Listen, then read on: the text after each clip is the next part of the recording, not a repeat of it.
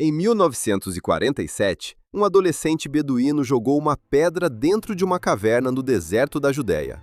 Ele não estava buscando tesouros, não estava fazendo ciência, estava procurando uma cabra perdida. A pedra entrou na escuridão e, em vez do som abafado de terra, ele ouviu algo inesperado: o estalo seco de cerâmica se quebrando. O nome dele era Muhammad Ed-Dib. Tinha 15 ou 16 anos, nem ele sabia ao certo. Era pastor da tribo Ta'amiré, uma das muitas tribos beduínas que percorria o deserto entre Jerusalém e o Mar Morto há gerações incontáveis. O deserto ali é brutal.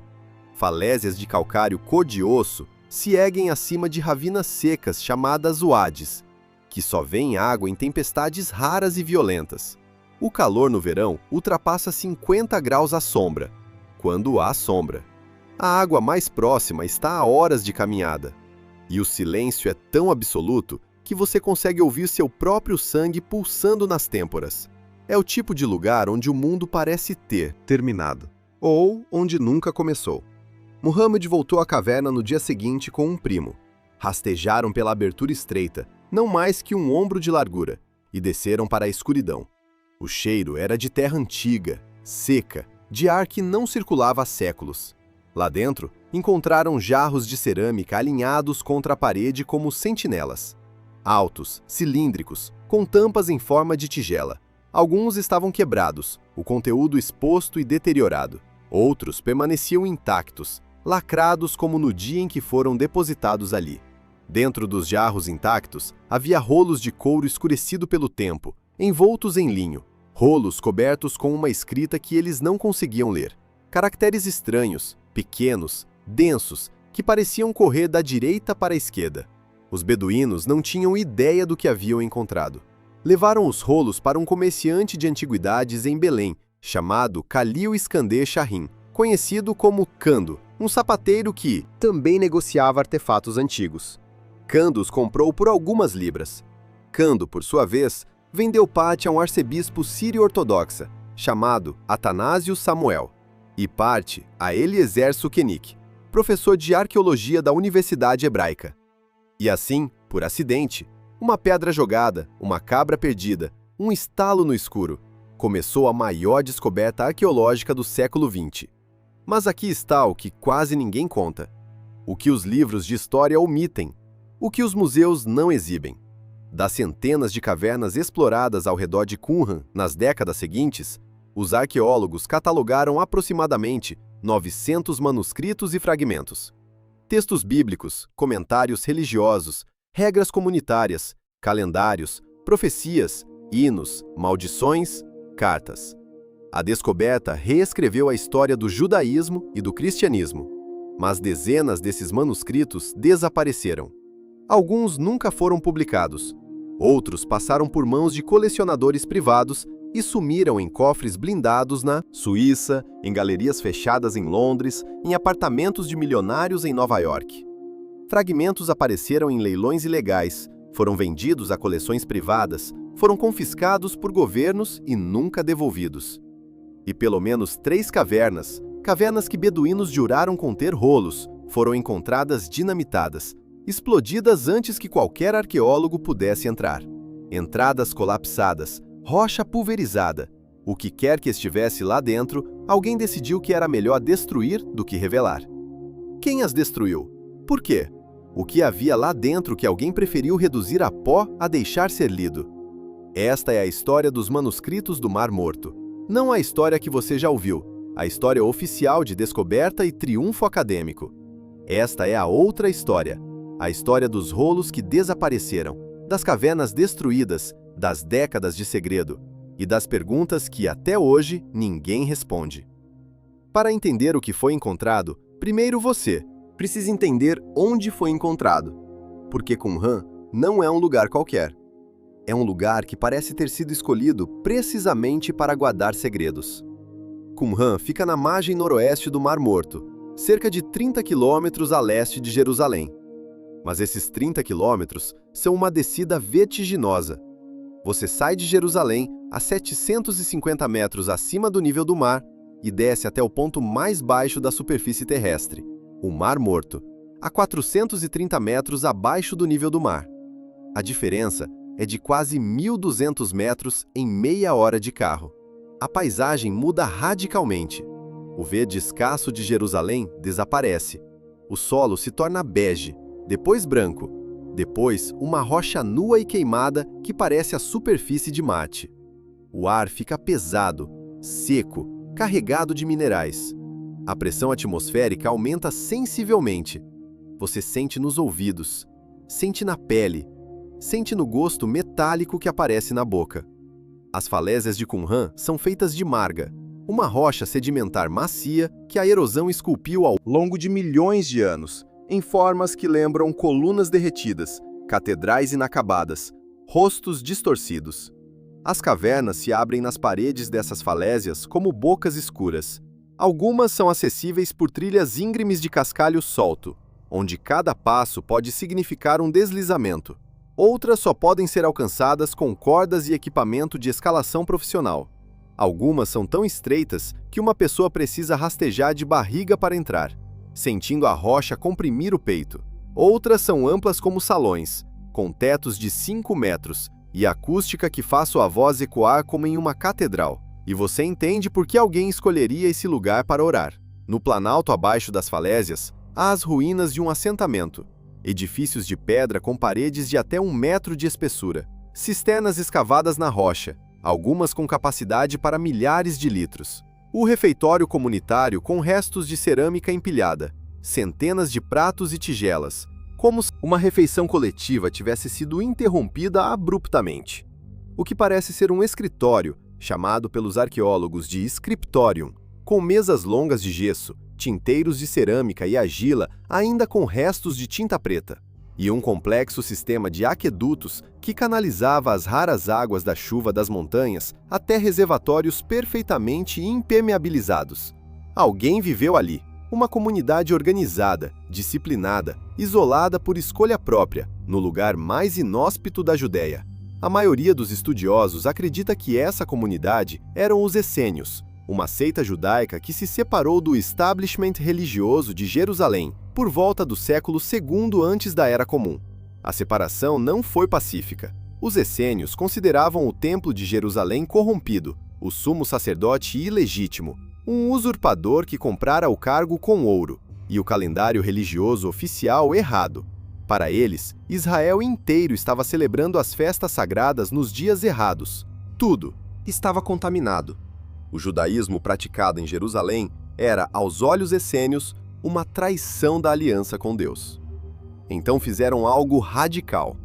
Foram para o deserto, construíram sua própria comunidade, criaram suas próprias regras, estabeleceram hierarquias, rituais de iniciação, períodos de provação de até 3 anos para novos membros.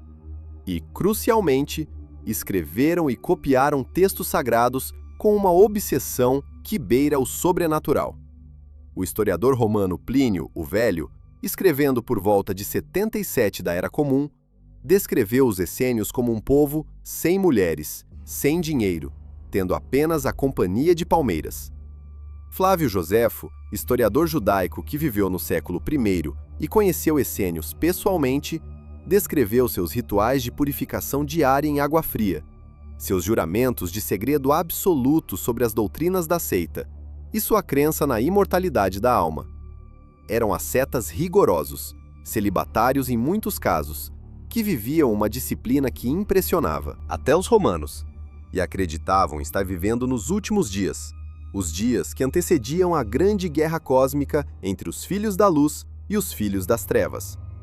E é aqui que a história começa a ficar inquietante, porque quando os romanos se aproximaram de Jerusalém, em 68 da Era Comum, as legiões de Vespasiano marchando pela Judéia, arrasando cidades, crucificando rebeldes a centenas ao longo das estradas, os essênios sabiam o que viria. Eles haviam profetizado isso. A grande guerra havia começado. E antes que as legiões chegassem a Qumran, esconderam seus manuscritos nas cavernas das falésias, enrolaram os rolos cuidadosamente em linho, colocaram dentro de jarros de cerâmica selados com tampas justas e os depositaram nas profundezas da rocha, em câmaras que só eles conheciam. Não como quem esconde lixo, como quem sepulta algo sagrado, algo que deveria sobreviver ao fim do mundo que eles viam se aproximar. E sobreviveu, por quase 2000 anos. Até que uma pedra, jogada por um menino, mudou tudo. O que aconteceu depois que Muhammad Ed-Dib encontrou os primeiros rolos é uma história de corrida, intriga e caos, que rivaliza com qualquer thriller de espionagem. E durou décadas. Os primeiros 7 rolos completos passaram por várias mãos antes de chegarem a acadêmicos qualificados. O arcebispo sírio Atanásio Samuel comprou 4 deles por menos de $100 e, sem saber exatamente o que tinha, viajou com eles para os Estados Unidos. Mostrou-os a especialistas em Nova York e Nova Jersey, recebeu opiniões contraditórias e, durante anos, não conseguiu vendê-los pelo preço que acreditava ser justo. Em 1954, desesperado por dinheiro, publicou um anúncio classificado no Wall Street Journal, na seção de miscelâneas, entre anúncios de móveis usados e equipamento industrial. Manuscritos bíblicos de pelo menos 200 a.C. à venda. Presente ideal para uma instituição educacional ou religiosa. O anúncio foi visto por Yigael Yadin, filho do arqueólogo Eliezer Sukenik, que já havia comprado os outros 3 rolos para Israel em circunstâncias igualmente dramáticas. Sukenik adquiriu seus rolos em 29 de novembro de 1947, o mesmo dia em que as Nações Unidas votaram pela partição da Palestina, enquanto tiros já ecoavam nas ruas de Jerusalém. Yadin, que era também general do exército israelense e futuro vice-primeiro-ministro, usou intermediários para não revelar que Israel era o comprador, temendo que o arcebispo aumentasse o preço ou recusasse a venda por razões políticas, e comprou os 4 rolos por $250 mil, pagos com fundos secretos do governo. Todos os 7 rolos originais estavam agora em Jerusalém, reunidos no Museu de Israel, onde estão exibidos até hoje no Santuário do Livro, um edifício cuja cúpula branca imita a forma das tampas dos jarros de Qumran. Mas os 7 rolos eram apenas o começo. Entre 1947 e 1956, beduínos da tribo Ta'amiré, que conheciam o deserto como ninguém, que sabiam de cada fenda, cada gruta, cada trilha de cabra, descobriram 10 cavernas adicionais contendo manuscritos. Eles exploravam as falésias sistematicamente, enfiando as mãos em fendas no escuro, rastejando por túneis onde escorpiões e víboras se abrigavam do calor, descendo com cordas improvisadas de pelo de cabra. Eram mais rápidos e mais hábeis que qualquer equipe arqueológica, e tinham uma motivação poderosa: dinheiro. Cada fragmento de pergaminho podia ser vendido por uma pequena fortuna no mercado de antiguidades de Belém e Jerusalém. Isso criou uma tensão permanente entre beduínos e arqueólogos. Os arqueólogos queriam escavar metodicamente, documentar cada achado in situ, registrar a posição exata de cada fragmento em relação a cada jarro e cada camada de sedimento. Os beduínos queriam extrair o máximo possível antes que os arqueólogos chegassem. Em várias ocasiões, equipes acadêmicas chegaram a cavernas e encontraram evidências claras de saque recente. Jarros quebrados às pressas, buracos escavados com ferramentas rudimentares, pegadas frescas na poeira milenar. E o mais frustrante, fragmentos de pergaminho rasgados, como se alguém tivesse partido rolos maiores em pedaços menores para vender separadamente a preços mais altos. O governo jordaniano, que controlava a Cisjordânia na época, tentou regular a situação comprando fragmentos dos beduínos a preço fixo, 1 libra jordaniana por centímetro quadrado de pergaminho inscrito. Mas o mercado negro pagava muito mais. Fragmentos começaram a aparecer em coleções particulares em Beirute, em Londres, em Geneve, em Nova York.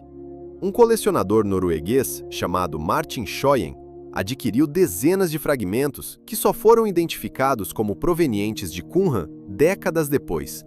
O Vaticano, segundo algumas fontes acadêmicas, comprou fragmentos diretamente de intermediários libaneses.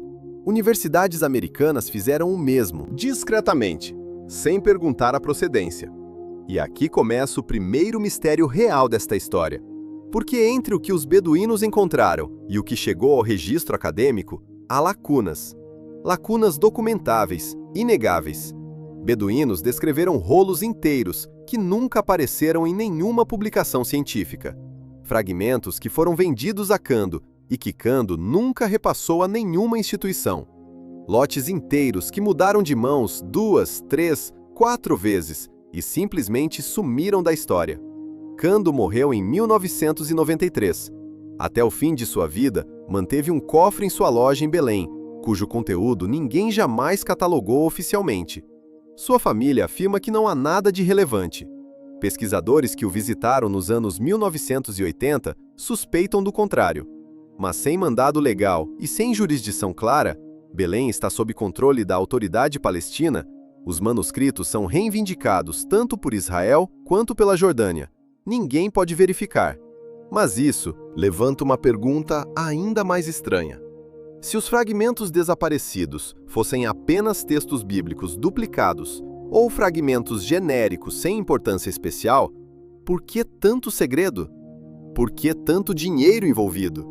O que havia nesses manuscritos que os tornava tão valiosos que alguém preferia escondê-los a publicá-los? Para entender por que manuscritos desaparecidos importam, você precisa entender o que os manuscritos encontrados revelaram, porque o que eles dizem já foi suficiente para abalar as fundações de duas religiões. Antes da descoberta de Qumran, os manuscritos bíblicos mais antigos em hebraico datavam do século 9 ou 10 da Era Comum, o chamado texto massorético, copiado por escribas judeus medievais com precisão obsessiva, contando cada letra, cada palavra, cada linha. Os manuscritos do Mar Morto empurraram essa data para trás em mais de 1000 anos. De repente, tínhamos cópias de quase todos os livros da Bíblia hebraica, datando de 250 antes da Era Comum a 68 da Era Comum.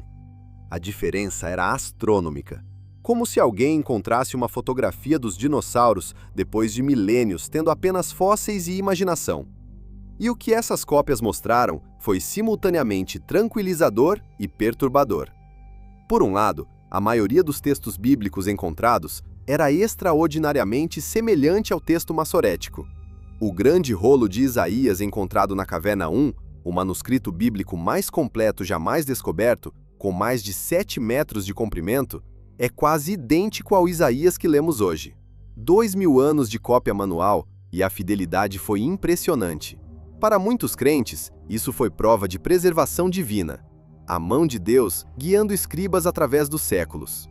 Mas, por outro lado, havia diferenças, e não diferenças triviais. Versões alternativas de livros bíblicos que não correspondiam a nenhuma tradição conhecida. Um livro de Samuel com passagens inteiras, parágrafos completos que não existem na versão atual. Um livro de Jeremias, significativamente mais curto que o canônico, faltando capítulos inteiros.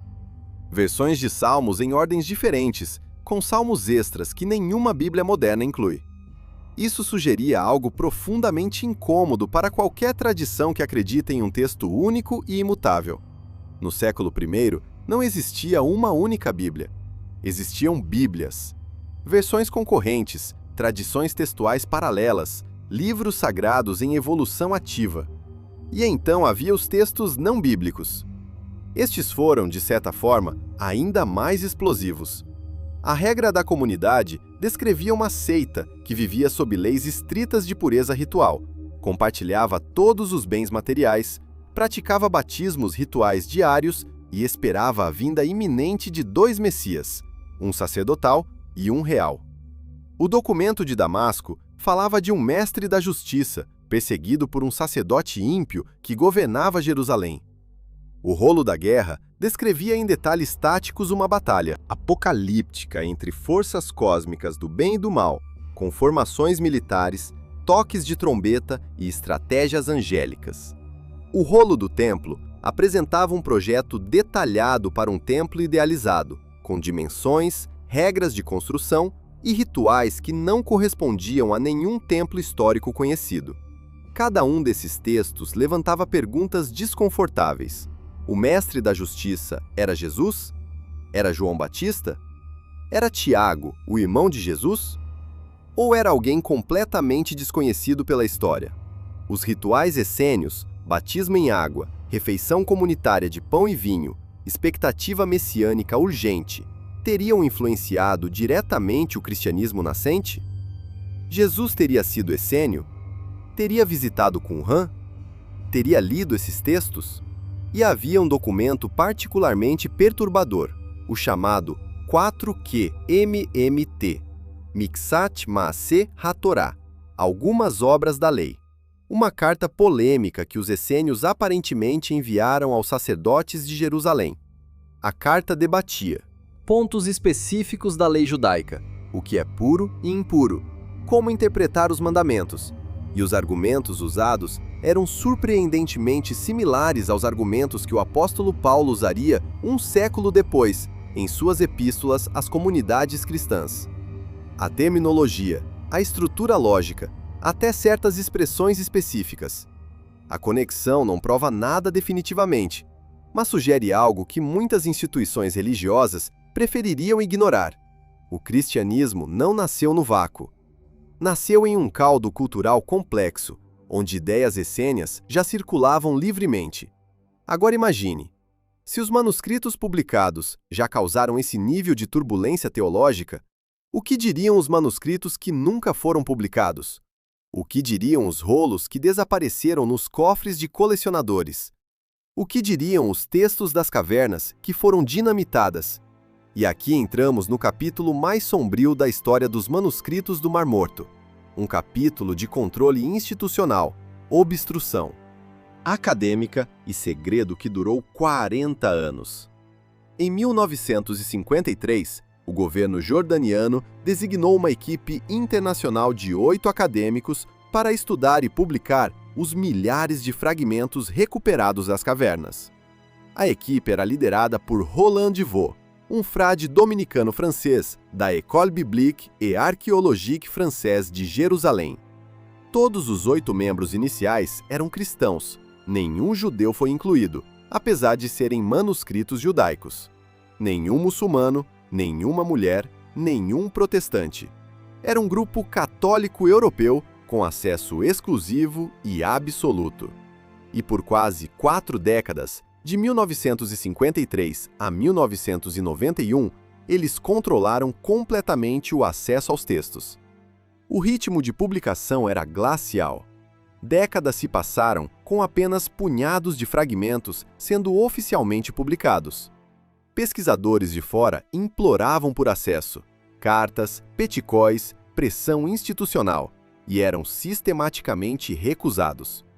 Bibliotecas inteiras de material inédito permaneciam trancadas em cofres climatizados na École Biblique, a poucos quilômetros do Muro das Lamentações. Por que a lentidão? A explicação oficial era acadêmica. Os fragmentos eram extremamente frágeis. Muitos se desintegravam ao toque. A reconstrução era um trabalho hercúleo. Mais de 15.000 fragmentos, alguns do tamanho de um selo postal, enegrecidos, quebradiços, com letras quase ilegíveis. Montar esses fragmentos era como resolver 1000 quebra-cabeças simultaneamente, sem saber quais peças pertenciam a qual quebra-cabeça, sem ter a imagem da caixa para guiar. Mas a explicação acadêmica não convenceu a comunidade científica mais ampla. Críticos apontaram que membros da equipe publicavam artigos e livros sobre os manuscritos, usando informações que só eles tinham acesso, enquanto impediam qualquer outro pesquisador de verificar suas conclusões ou propor interpretações alternativas. Era como se tivessem criado um monopólio do conhecimento. Sabiam coisas que ninguém mais no planeta sabia. E decidiam, unilateralmente, o que revelar, quando revelar e como interpretar. Em 1991, a situação finalmente explodiu. A Huntington Library, na Califórnia, descobriu que possuía cópias fotográficas completas de todos os manuscritos, feitas como backup décadas antes para fins de preservação, e anunciou publicamente que as disponibilizaria a qualquer pesquisador que quisesse consultá-las. Simultaneamente, 2 pesquisadores da Hebrew Union College, Ben-Zion Wacholder e Martin Abegg, reconstituíram textos inéditos a partir de uma concordância parcial publicada anos antes, usando computadores para reverter o processo e reconstruir os textos originais a partir de um índice de palavras. O monopólio desmoronou. A Autoridade de Antiguidades de Israel assumiu o controle e abriu o acesso. Em poucos anos, todos os manuscritos foram finalmente publicados. Mas 4 décadas de segredo deixaram marcas profundas e perguntas que nunca foram adequadamente respondidas.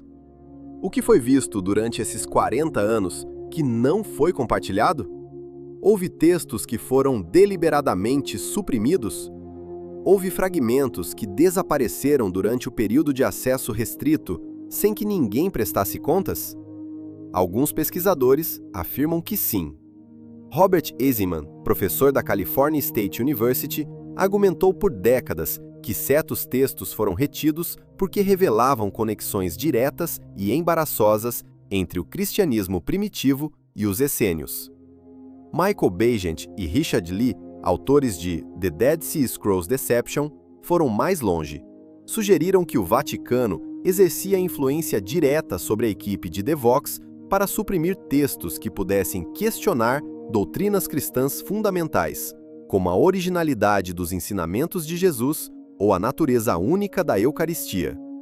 Essas acusações foram contestadas vigorosamente pelo establishment acadêmico.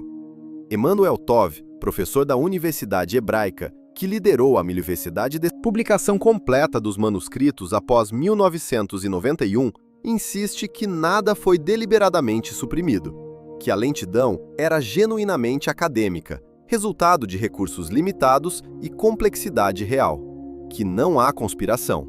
Talvez. Mas o fato inegável permanece. Durante 40 anos, um grupo fechado controlou acesso aos textos mais antigos da Bíblia. E durante esses 40 anos, fragmentos sumiram.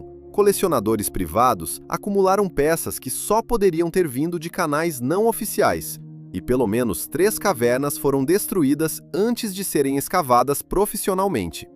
E é aqui que a história toma seu rumo mais sombrio. Em 1956, durante a última grande campanha de exploração de cavernas antes da Guerra dos 6 Dias, arqueólogos documentaram a existência de cavernas que mostravam sinais inequívocos de destruição intencional. Não erosão natural, não desabamento sísmico, explosão, marcas de perfuração circular na rocha consistentes com dinamite ou explosivos improvisados, entradas colapsadas, de forma que só poderia ser artificial, a rocha caída para dentro, não para fora, indicando força aplicada da superfície. A mais notória é uma caverna localizada em uma falésia particularmente íngreme, ao sul do assentamento principal de Qumran. Beduínos da tribo Ta'amiré relataram ter encontrado rolos nessa caverna no início dos anos 1950. Um deles, um homem idoso entrevistado por pesquisadores nos anos 1990, descreveu jarros intactos, contendo muitos rolos, mais do que um homem pode carregar. Ele disse que vendeu alguns a Kando, mas que quando voltou semanas depois para buscar o restante, a entrada da caverna havia sido destruída. Blocos de rocha cobriam o acesso. As marcas na pedra, segundo ele, eram de explosão. Quem a destruiu? Ele não sabia, ou não quis dizer. Há 3 teorias sobre as cavernas destruídas, e nenhuma delas é reconfortante. A primeira teoria é comercial. Beduínos destruíram as cavernas para proteger seu monopólio de acesso. Se arqueólogos encontrassem as cavernas, os rolos seriam confiscados pelo governo jordaniano e os beduínos não receberiam nada. Destruir a entrada garantia que só eles pudessem acessar o conteúdo, lentamente, vendendo fragmento por fragmento a preços crescentes. É plausível, mas profundamente destrutivo, porque a explosão pode ter danificado ou destruído os próprios rolos que pretendiam proteger. A segunda teoria é política. O governo jordaniano, ou agentes agindo em seu nome, destruiu cavernas para impedir que material potencialmente sensível caísse em mãos israelenses durante o período de crescente tensão que antecedeu a Guerra dos 6 Dias. Manuscritos bíblicos judaicos eram não apenas artefatos científicos, eram armas narrativas, provas físicas da presença judaica milenar na Terra. Destruir evidências era uma forma bruta, mas eficaz, de controle narrativo. A terceira teoria é a mais perturbadora, e é a que ninguém discute abertamente. Alguém destruiu cavernas porque o que havia dentro não deveria ser encontrado. Não por razões comerciais, não por razões políticas, por razões religiosas. Textos que contradiziam narrativas oficiais, textos que revelavam aspectos do judaísmo antigo ou do cristianismo nascente que nenhuma instituição organizada queria ver expostos ao escrutínio público. Textos que, nas mãos certas, poderiam causar uma crise de fé em milhões de pessoas. É especulativo? Sim. É conspiracionismo? Talvez. Mas há um fato que permanece indiscutível.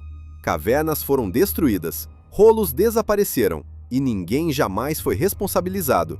Ninguém investigou formalmente, ninguém prestou contas.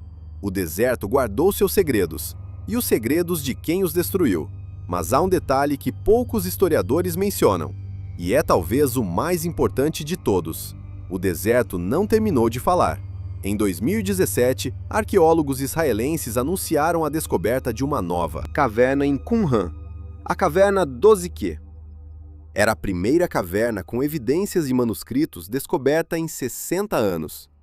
A equipe, liderada por Oren Gutfeld, da Universidade Hebraica, e Arriad Ovadia, encontrou jarros quebrados, tecido de linho usado para envolver rolos, faixas de couro para amarração e uma peça de pergaminho em branco, preparada para escrita, com linhas de pauta marcadas na pele, mas nunca usada. Os jarros tinham o mesmo formato exato dos que continham os manuscritos originais. A caverna tinha sido usada inequivocamente para armazenar rolos, mas os rolos não estavam lá. Os arqueólogos encontraram picaretas de metal modernas, provavelmente dos anos 1950, abandonadas dentro da caverna entre os jarros quebrados. Alguém havia chegado primeiro. Alguém havia retirado os rolos, quebrado os jarros e deixado apenas os recipientes vazios e suas ferramentas para trás. A caverna havia sido saqueada décadas antes. E ninguém sabia. Ninguém registrou. Os rolos que ali estavam nunca entraram em nenhum catálogo. Desapareceram sem vestígio. Em 2020, durante uma operação massiva chamada Operação Pergaminho do Deserto, a Autoridade de Antiguidades de Israel mobilizou centenas de voluntários e usou drones, sensores térmicos e equipes profissionais de escalada para escanear sistematicamente cavernas e fendas em todo o deserto da Judéia. Era uma corrida contra o tempo. Saqueadores equipados com detectores de metal e até mesmo equipamento de rapel profissional estavam invadindo sítios arqueológicos com frequência crescente. A operação encontrou algo extraordinário. Na região de Nahal Ever, ao sul de Qumran, em uma caverna conhecida como Caverna do Horror, nome dado nos anos 1960, depois que esqueletos de refugiados da revolta de Bar Kokhba foram encontrados ali, a equipe descobriu fragmentos de um rolo bíblico, passagens dos 12 profetas menores, incluindo Zacarias e Naum, escritas em grego, mas com o nome de Deus, o Tetragramaton YHWH, inserido em hebraico arcaico, em caracteres paleohebraicos que já não eram usados no cotidiano há séculos. Uma prática extraordinária que mostra a reverência absoluta com que escribas tratavam o nome divino, mesmo quando todo o restante do texto era em língua estrangeira. Na mesma operação, encontraram uma cesta de vime intacta, datada por radiocarbono de 10.500 anos atrás, a cesta mais antiga já encontrada no mundo. E esqueletos de crianças do século II, escondidas em cavernas por famílias desesperadas fugindo das legiões romanas durante a revolta de Bar Kokhba. O deserto da Judéia é uma cápsula do tempo. Cada caverna é uma porta para outro século. Cada fenda na rocha pode conter a próxima grande descoberta. E há centenas de cavernas que nunca foram exploradas. Falésias inteiras acessíveis apenas por helicóptero. Fendas que o radar aéreo detecta, mas que nenhuma equipe teve tempo, recursos ou autorização política para investigar. O que mais está lá fora, esperando no escuro, preservado pela aridez implacável do deserto mais seco do Oriente Médio? Há algo que me assombra sobre os manuscritos do Mar Morto. Não é o que foi encontrado, é o que não foi. Pense no que sabemos. Aproximadamente 900 manuscritos foram catalogados. Dezenas desapareceram no mercado negro. Pelo menos 3 cavernas foram destruídas antes da escavação profissional. Centenas de cavernas nunca foram exploradas. Uma equipe de 8 homens controlou o acesso aos textos por 40 anos. Fragmentos circulam no mercado ilegal até hoje. Em 2020, o Museu da Bíblia em Washington foi forçado a admitir que 5 de seus fragmentos do Mar Morto eram falsificações, comprados por milhões de dólares de traficantes de antiguidades. E em 2017, confirmamos que pelo menos uma caverna foi saqueada completamente sem que o mundo acadêmico soubesse. O que isso significa? Significa que a história dos manuscritos do Mar Morto não está completa. Talvez nunca esteja. Há peças faltando no quebra-cabeça, há vozes silenciadas pelo tempo, pela ganância e pelo medo. Há textos que existiram, que foram escritos por mãos humanas, guardados com reverência sagrada, escondidos com amor desesperado, e que foram perdidos. Não pelo tempo, não pela natureza, pela ganância, pela política, pelo medo do que revelavam. Os essênios esconderam seus manuscritos porque acreditavam que estavam vivendo o fim dos tempos. A grande guerra entre luz e trevas estava próxima. O Messias viria em breve. O mundo seria purificado pelo fogo. E eles queriam que suas palavras sobrevivessem à destruição. Que do outro lado do Apocalipse, alguém encontrasse os rolos e soubesse: nós estávamos aqui. Nós acreditávamos. Nós esperávamos. Nós não desistimos. 2000 anos depois, um menino encontrou os rolos, e o mundo ficou sabendo. Mas não ficou sabendo de tudo. Há uma passagem no rolo de Isaías, encontrado na Caverna 1, que ganha um significado diferente quando você a lê neste contexto. Isaías 29:11.